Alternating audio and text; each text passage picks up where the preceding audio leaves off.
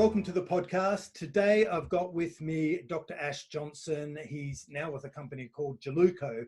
But the reason I asked Ash to join us is because he has experience of being an employee and working with that employee-owned company as they're working towards exit. So welcome, Ash. And why don't you start by giving us a bit of a background about yourself and then the company you were with at the time. Thanks, Daryl. Yeah, so as you say, Ash Johnson, I'm formerly an Antarctic explorer, which is probably the most interesting thing about me. I worked for 9 years with the British Antarctic Survey, 5 field seasons in Antarctica doing geophysical research, and that's where the doctor thing comes in. I got my PhD doing Antarctic plate tectonics. Wow. But about 21 years ago, I left there and joined a geoscience software company called Geosoft, worked my way up through the sales organization to become VP of sales, and then we sold the company in 2018. That was the employee-owned company that we're going to talk about today. Yep. And then I started my own consultancy, really trying to help earth science companies to grow, to expand, do work on strategy, development, non-exec directorship type of stuff as well. So that's where I am today. Hey, that's exciting. And you're really focused on, with your new business, basically sharing all of the knowledge that you learned and taking that to other businesses in similar industries. Yeah, absolutely. And trying to help them not to make the same mistakes that I made. Right. Well, there's a nice We're link. a few. Yeah. Why don't we start exploring those, shall we? So you started your own business in 2018. And the story we want to share today is the story leading up into that and the organization you're involved with there, and that whole journey of becoming employee owned and heading up to an exit. So where's the best starting point, do you think? Yeah, it's probably when I joined the company Geosoft back in 1988. And they decided to go employee owned pretty much a year after I joined, and that was quite an exciting time. I'd never heard of an employee owned company before. They said, "Look, we're going to go for this employee share ownership plan, ESOP," and gave us the opportunity to purchase shares in the company. And then I got heavily involved in it from then on. So, and where was the company based? Yeah, so that was an interesting one. So I was based it was the UK branch of a Canadian company. Right. So they had branches all over the world, but they actually set this thing up. It was set up from a Canadian perspective, but all the global offices participated as well. Yeah. So your shares were in the Canadian company? Yes, our shares were all in the Canadian company. So we didn't benefit from the various schemes that are available to UK companies for tax efficient purposes. Okay, interesting. So when they announced they were moving towards an ESOP, and judging by what you said earlier, that was foreign language to you at the time. What did they do to help you understand and help the employees to understand what it was all about and what it meant?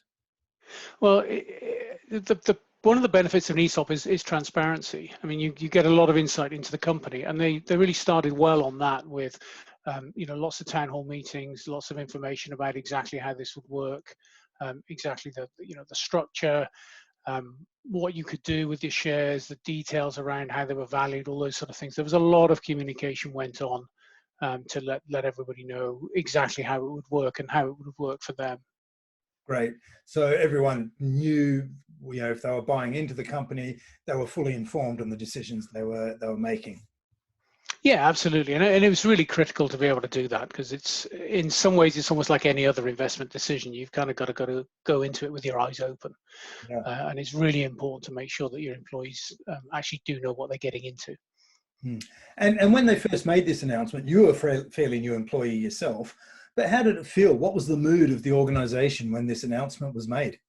Well, it's kind of like, this is quite cool. They want to give me a bit of an ownership stake in the company.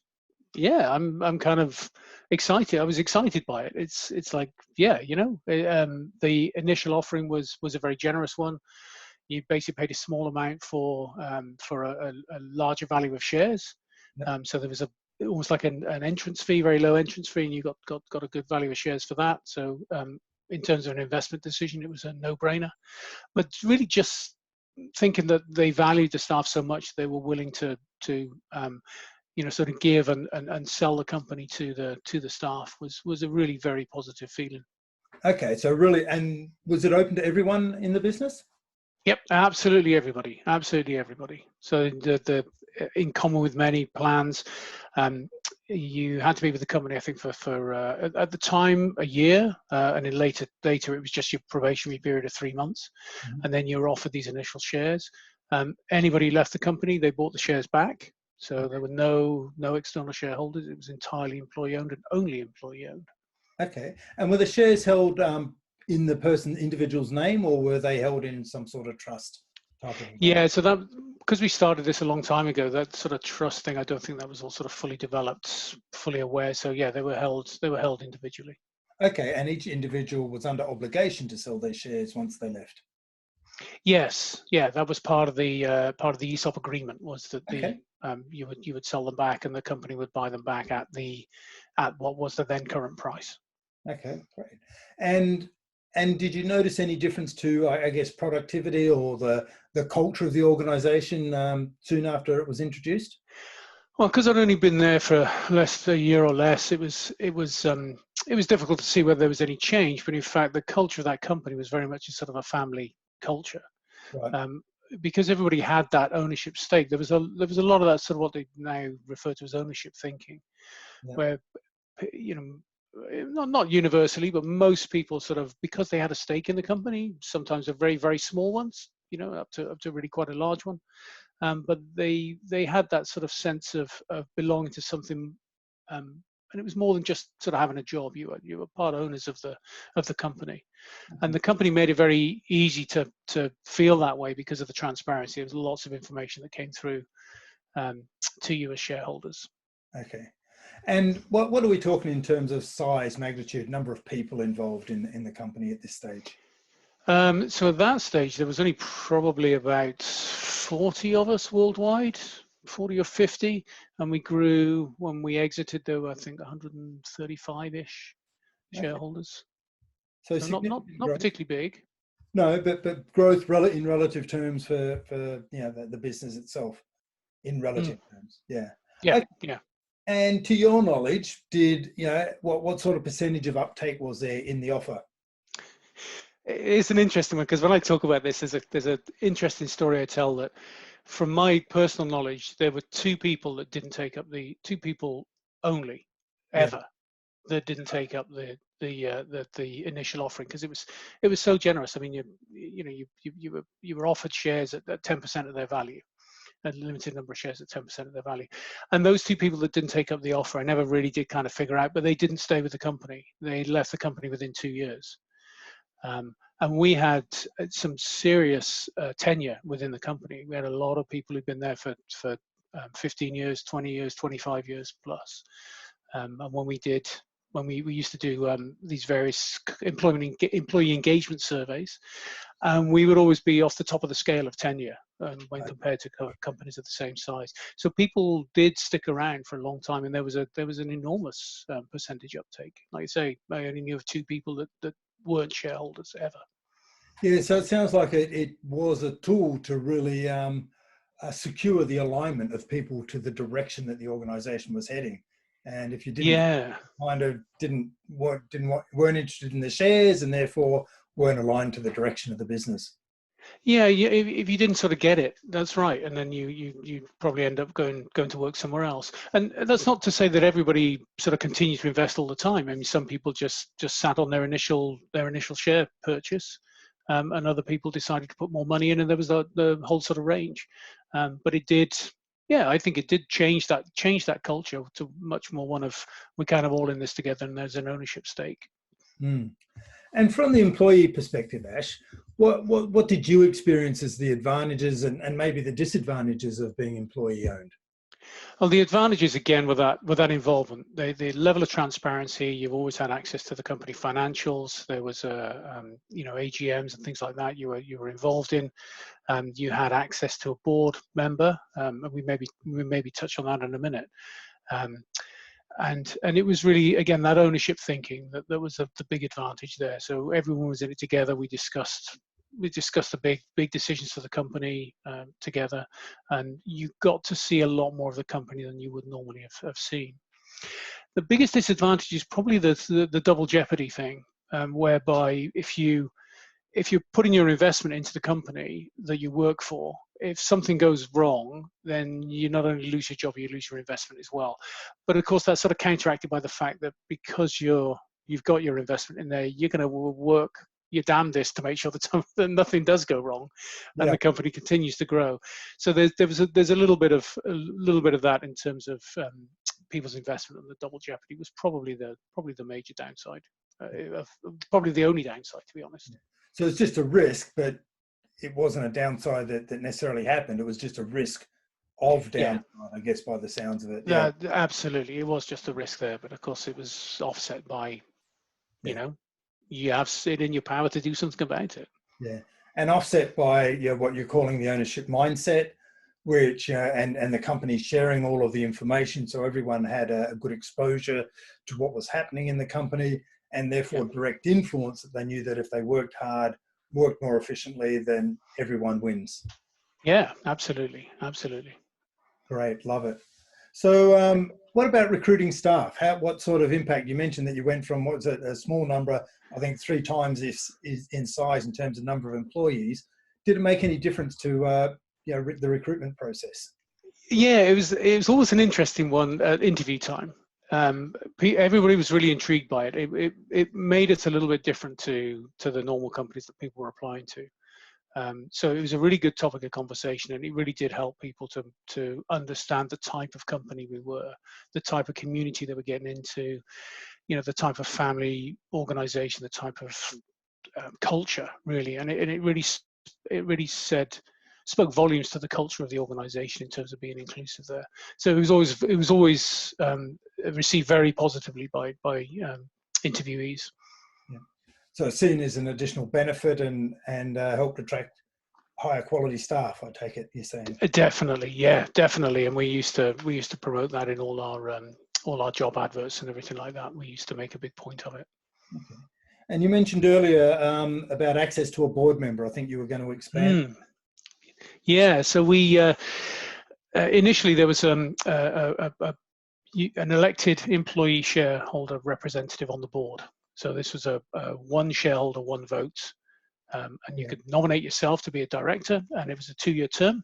And it's how I got my first experience of working on a board. Any shareholder could nominate themselves, and then it was simply a vote amongst all the shareholders. And we had people in senior levels did the job, and we had people in really very junior levels got experience of working on a board.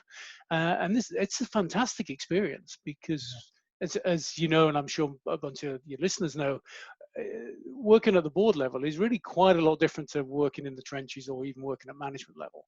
And you get to experience some very interesting things that you didn't really fully understand about how a business is run, and sort of those higher scale strategies and the relationship between board and management, all sorts of really interesting stuff that you get to experience by being on a board. And the chance of being on a board when you're not exactly a spotty teenager, but when you're in your early 20s and a board of a reasonably well-established company is quite exciting. And then we actually went one step further and put another employee elected board member in place, actually during my tenure as the shareholder representative, which was based on one share, one vote. So those members of staff who'd invested more had a little bit more say in who represented them on the board. And we continued with those 2 employee elected directors, which made up a quarter of the board. So a board of 8, 4 external, 2 management, 2 employee shareholders. Okay, so significant representation. Yeah. And a fantastic opportunity for career growth and experience, as you touched on. Absolutely, and anybody that did one of those roles was sort of retained by the board because they'd gone through the board confidentiality things and all that sort of stuff. So, for example, I was on the board from 2006 to 2008. And then in 2008, the chairman asked me to run the board membership committee, and they put me on the financial review committee. So I stayed working on those committees for the next 10 years. even though I wasn't a full board member. So again, it gave me a lot more exposure to those things. And it gave the company a pool of people who had sufficient exposure at board level to be able to assist in certain projects. They would sit on the compensation committee or one of the committees. They could sort of co-opt people who'd been directors onto those committees just to retain that level of knowledge. And of course, that level of knowledge was building within the company as more and more people went through these roles. Yeah. So great succession planning. Yes. Yeah, definitely. Okay. So as the company grew and grew significantly in size by the sounds of it, how you must have had some sort of process for valuing the shares. Yeah, because it's a privately held company, not listed, Canadian company, so denominated in Canadian dollars. But we had a formula, literally an Excel formula, which dealt with things like turnover, cash flow, and a few other bits and pieces, which some people fully understood, and most people just sort of accepted that this was at least transparent and clear. And we used the same formula every year, once a year. When we got the annual financials in, we plugged the numbers into the formula, it would kick out a share price, and we'd use that share price all year. So again, it was that sort of transparency of the formula. Quite a conservative valuation method, which particularly as it turned out when we ended up selling the company. But clear, transparent, and all the transactions were based on that share price. But the main point being that the same formula was used again and again, so it was consistent and therefore pretty fair for everyone. They knew exactly what was happening, whether or not they understood the formula, as you suggest. Yeah, and I mean, this formula was, lengthy. I mean, I got a degree in maths, and it took me a while to figure out exactly what was going on. During science organisation, of course, it's going to be complex and all the variables. Absolutely, yeah. Alrighty. So, directors on the board, what was the eventual exit strategy for the business? Well, the plan was the plan of actually putting the ESOP in place was to transfer ownership to the members of the company, and the plan was that certain people would build up a larger shareholding, and the founders' shareholding would diminish, and there'd be a gradual sort of transfer of the power there. But there was always we never discounted other exit strategies like selling the company. It was always an option on the table. And we did go through several engagements with companies that kind of would sniff around and look to buy us. So there was these sort of two options of succession of exit always on the table, and ultimately we went with the sale, where a company came along that was actually really quite a good strategic fit, and we went with the sale in the end from that route. Okay. So they ended up coming in, doing some due diligence. They put a value against the company. How did their valuation compare with your valuation of shares? Yeah, fortunately, it was quite a lot higher. So, and this is interesting because with 130 odd shareholders, naturally there's a little bit of complexity to buying the company when you've got 130 odd shareholders to deal with, and various things around the ESOP plan. But the fact that the valuation came in and everybody was going to make money on it, it just made that quite a lot smoother. Yeah. And fundamentally, the company was quite a conservative company generally. We had very little debt. Used to grow organically was the model. Sort of slow and steady model was the model there, which is fairly well in keeping with the ESOP plan. But yeah, it's the company was worth a lot more than we'd valued it through the share formula. Okay, so the new owners came in, they acquired the whole company? Yep, they acquired the whole company. Yeah. Okay, and in terms of staff turnover, what happened to staff at that time? Yeah, I mean, naturally there was a bit of staff turnover there. In terms of the merger. So there was a few people moved on, quite a few people moved on there. Yeah. Alrighty, so you, I guess, cashed in. You decided it was time for you to move on, and that was your point. And that's when you left the organisation soon after, by the sounds of it.